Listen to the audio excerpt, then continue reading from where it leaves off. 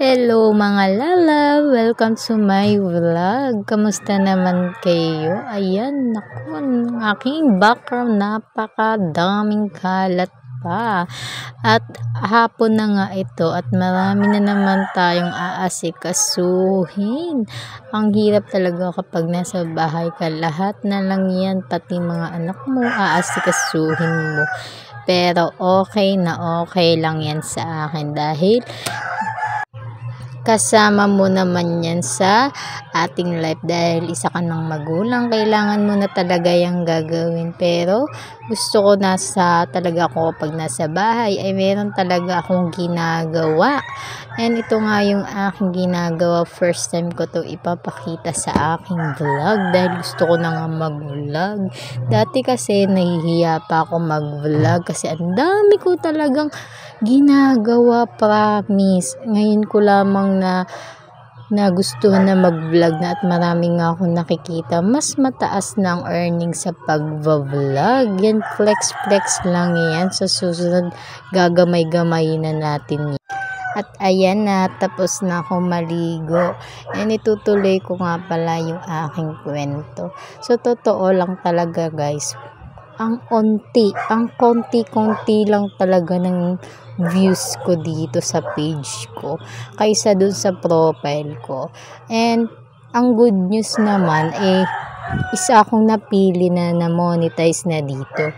Pero hindi ko alam kung anong uunahin ko, mga inday ko. Sa totoo lang talaga, ang hirap gumawa ng content kapag may profile at page kang na monetize. Sa totoo lang talaga.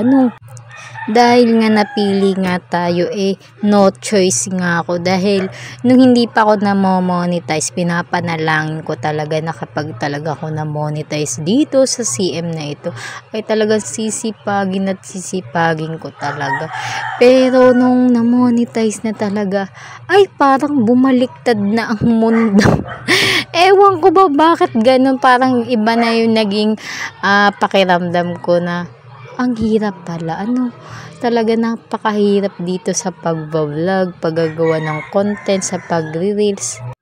Pero kung ganun din naman ang iisipin natin, dahil pera na to susuko pa ba ako? Lalo na magpapasukan na naman at marami na naman tayong gastusin sa bahay.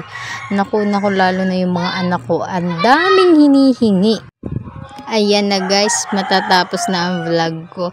Sa susunod na lang uli. At pasensya nyo na yung background ko at daming tumatahol, ang daming tumitilaok. Ganyan talaga kapag mag-voice over na hindi mo talaga maiiwasan kasi may sarili kaming farm. Charis!